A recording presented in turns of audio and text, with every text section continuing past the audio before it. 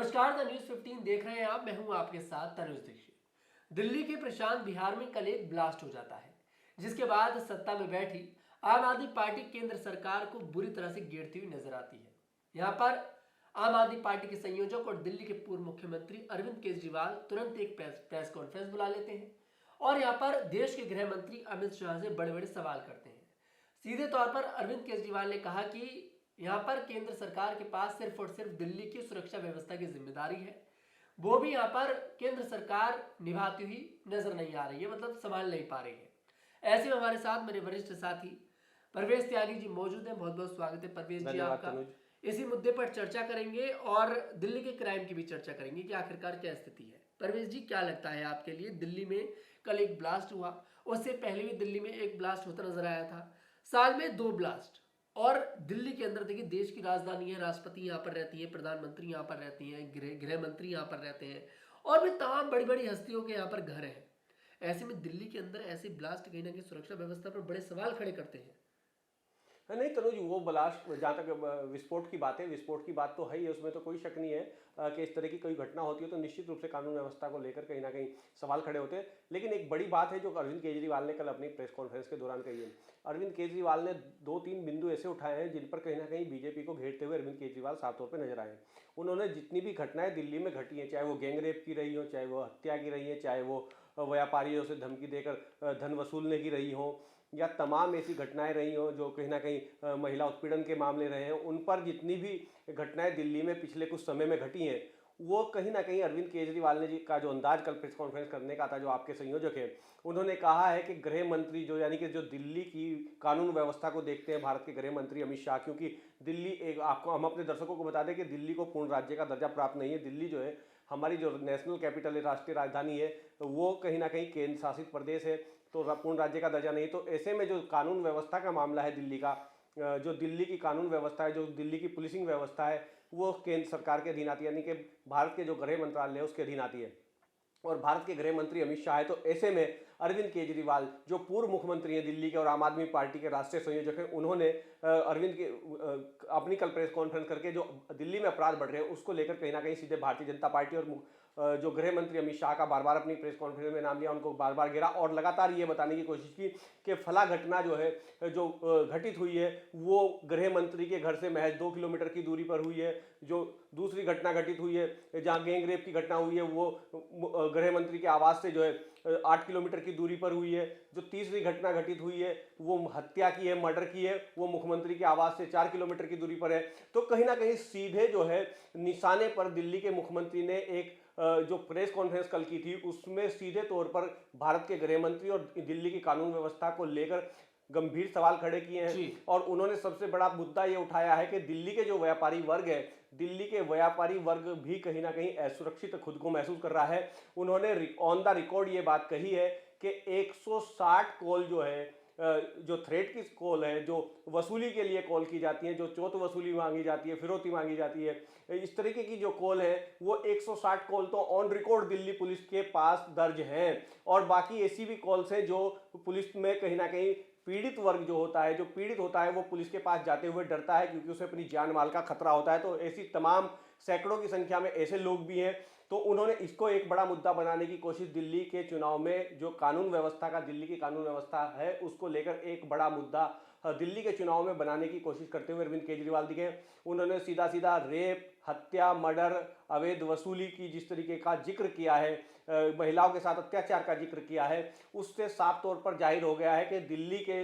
जो चुनाव होने जा रहे हैं अगले साल, उसमें अपराध जो है, जो कानून व्यवस्था है, जो क्राइम है दिल्ली का, वो भी एक बड़ा मुद्दा रहने वाला है। ये आम आदमी पार्टी ने कल की अपनी प्रेस कॉन्फ्रेंस में साबित कर दिया। और जिस तरीके से कल की प्रेस कॉन्फ्रेंस के बाद आज संसद में भी जो दिल्ली के अपराध को लेकर, दिल्ली में कानून व्यवस्था के मुद्दे को लेकर राज्यसभा के जो सांसद हैं आम आदमी पार्टी के, वो संजय सिंह, वो भी कहीं ना कहीं दर्जनों सांसदों के साथ, आम आदमी पार्टी और टीएमसी के दर्जनों सांसदों के साथ संसद भवन परिसर में जो है प्रदर्शन करते हुए आए। दिल्ली की कानून व्यवस्था को लेकर, दिल्ली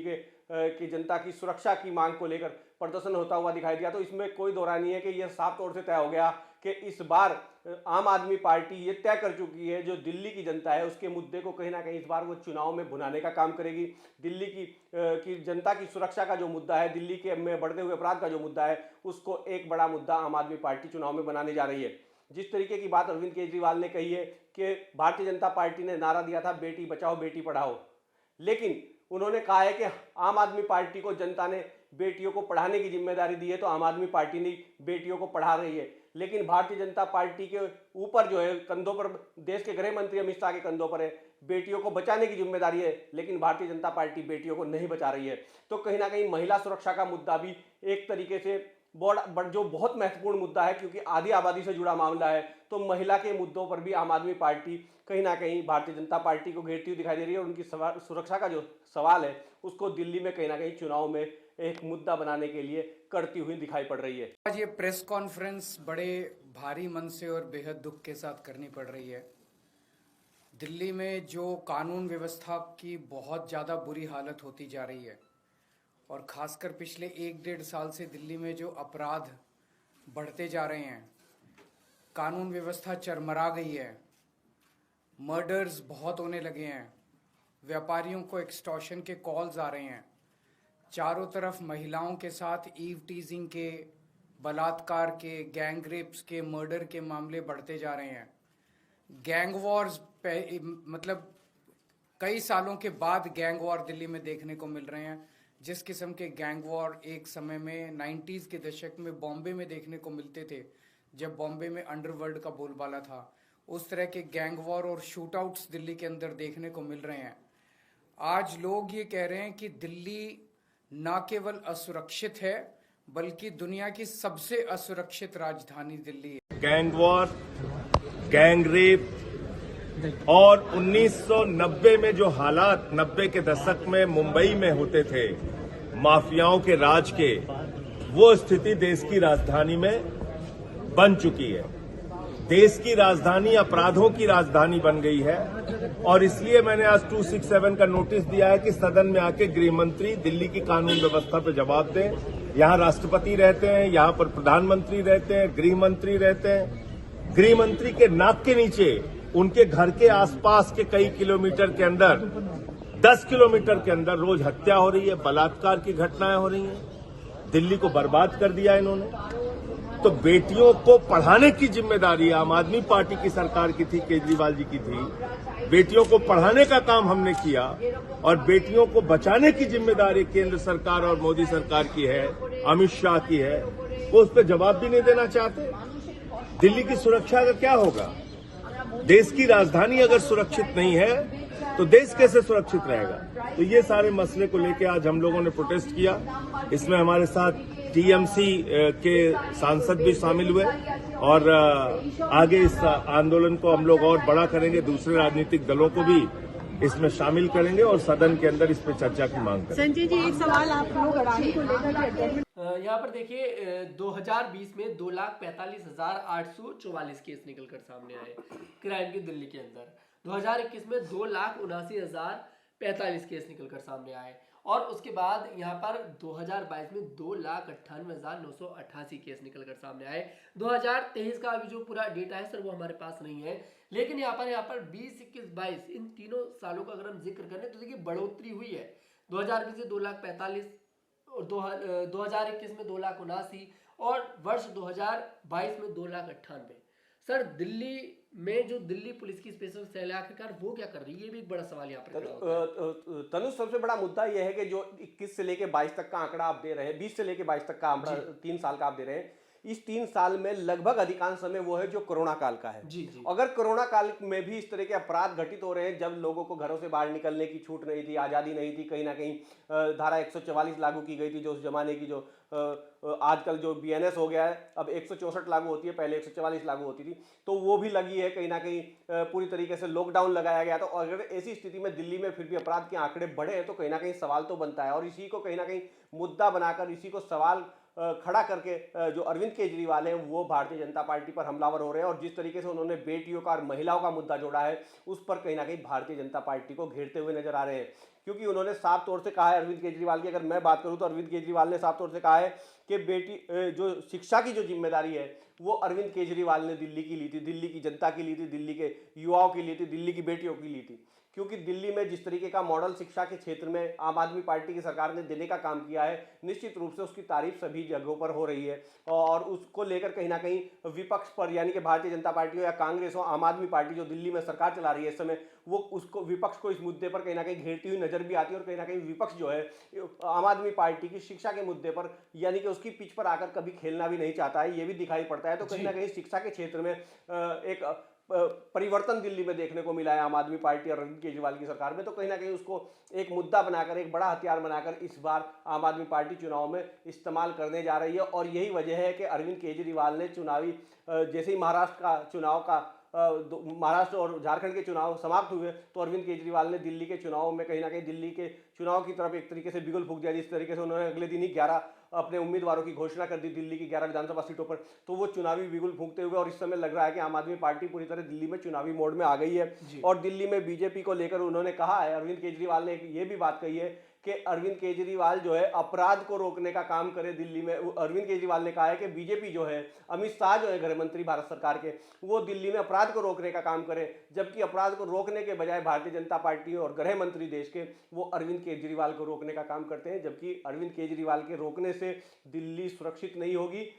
अपराध के रोकने से दिल्ली सुरक्षित होगी। तो दिल्ली की जनता की सुरक्षा को लेकर जिस तरीके का मुद्दा अरविंद केजरीवाल ने खड़ा किया है, इस पर कहीं ना कहीं भारतीय जनता पार्टी बैकफुट पर आती हुई दिखाई दे रही है। और अभी कल से, जब से अरविंद केजरीवाल ने प्रेस कॉन्फ्रेंस की और आज जिस तरीके से संसद में इस मामले को उछाला गया है आम आदमी पार्टी की तरफ से, संजय सिंह की तरफ से, तो उसके बाद कहीं ना कहीं अभी तक भारतीय जनता पार्टी की तरफ से कोई बयान, कोई टीका टिप्पणी इस पर अभी तक नहीं आई। तो कहीं ना कहीं भारतीय जनता पार्टी को के हिसाब से अगर मैं देखूं, राजनीतिक सिनेरियो में अगर मैं इस पूरे दृश्य को देखूं, तो जिस तरीके का अपराध बढ़ा है दिल्ली में, उसको लेकर कहीं ना कहीं बैकफुट पर भारतीय जनता पार्टी जरूर, और जिस तरीके का मुद्दा अरविंद केजरीवाल और आम आदमी पार्टी बना रही है, तो कहीं ना कहीं वो भारतीय जनता पार्टी को एहसास जरूर करता हुआ दिखाई पड़ रहा है। तनुज जी बिल्कुल सर, ऐसे में आखिरी सवाल आपसे यहाँ पर लेना चाहूंगा, और देखिए दिल्ली की सुरक्षा व्यवस्था को लेकर ही है। अभी तो देखिए निर्भया कांड एक हुआ था दिल्ली के अंदर, और उस कांड ने सभी को हिलाकर रख दिया। उसके बाद भी ऐसे कई सारी देखिए घटनाएं हुई सर, जिन्होंने दिल्ली में कहीं ना कहीं सभी जो दिल्ली की पब्लिक है उन्हें हिलाकर रख दिया। लेकिन महत्वपूर्ण सवाल ये बनता है कि जैसे कि आपने बोला कि दिल्ली देखिए पूरी तरह से एक राज्य वाला दर्जा नहीं है, यहाँ पर केंद्र शासित राज्य है, पूर्ण राज्य नहीं है, पूर्ण राज्य नहीं है। ऐसे में पूर्ण राज्य हो चाहे ना हो, मेरा सवाल बस ये है कि आखिरकार यहाँ पर